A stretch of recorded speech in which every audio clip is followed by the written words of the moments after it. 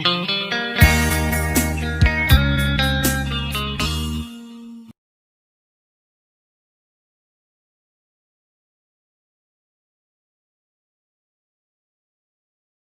teman-teman, kembali bersama saya Ali Rifan di Menulispedia. Salam menulis. Teman-teman, kali ini saya akan berbagi atau sharing pengalaman menulis. Temanya adalah soal apa syarat menulis artikel opini di media massa. Setidaknya saya membagi 4. Ini berdasarkan pengalaman saya. Pertama adalah kita harus doyan membaca, khususnya membaca koran.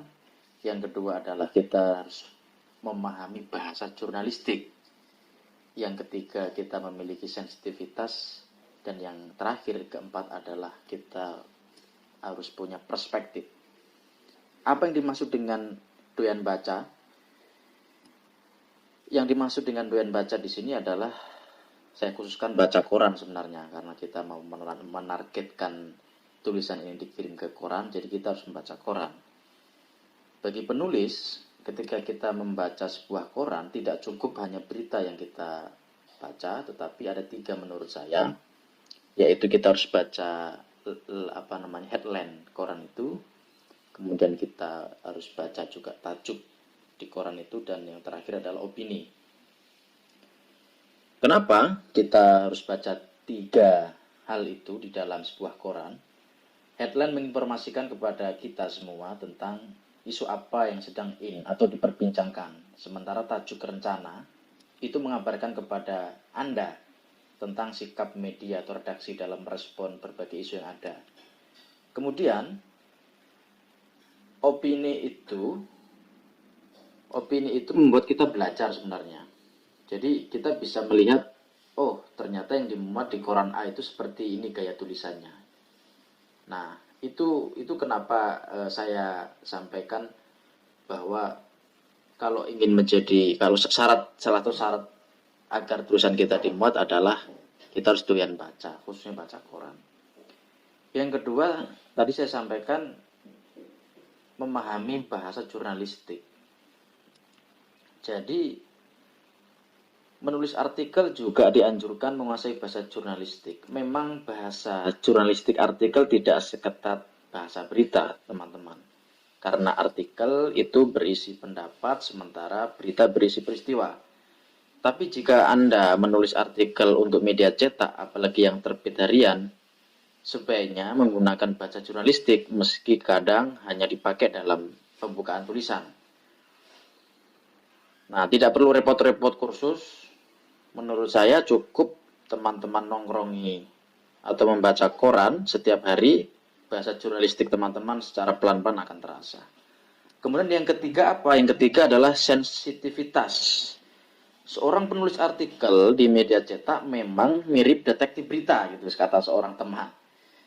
Ia selalu mengintai koran, berita-berita yang muncul juga selalu diikuti.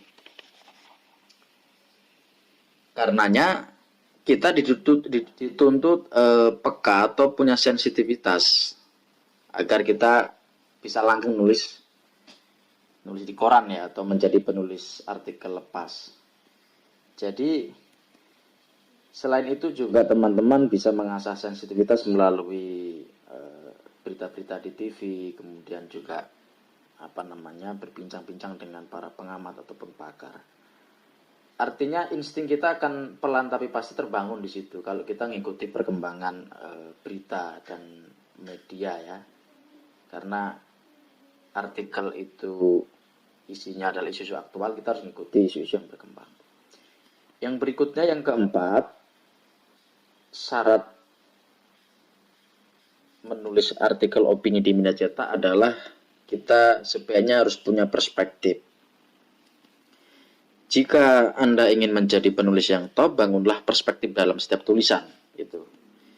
Perspektif ini bisa Anda peroleh dari bacaan-bacaan atau bidang keilmuan yang teman-teman kuasai. Jika ingin menghasilkan tulisan yang berbobot, gunakanlah rujukan-rujukan yang otoritatif dan buku sumber asli atau pakar di bidangnya. Kalau perlu tulislah tema-tema dengan sesuai bidang Anda. Memang tidak ada aturan baku menulis sesuai bidangnya. Tapi saya sarankan alangkah baiknya jika kita menulis itu sesuai dengan minat dan disiplin ilmu kita. Kenapa? Pertama, Anda akan mampu menghasilkan tulisan yang mendalam dan komprehensif. Sebab menulis hal yang paling dekat dengan diri Anda atau yang Anda kuasai akan lebih mudah dan menghasilkan kualitas tulisan maksimal. Kira-kira itu. Yang kedua, alasan lain adalah menulis dengan bidang Anda akan menunjang karir Anda juga.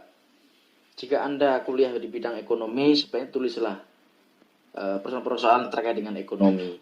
Jika Anda di bidang pendidikan, tulislah isu-isu yang terkait dengan pendidikan.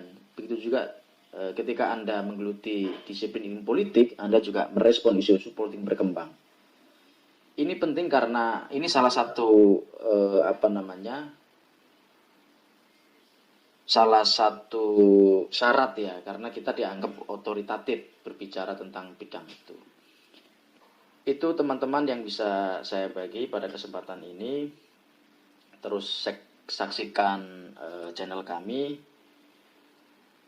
Tetap semangat, salam menulis.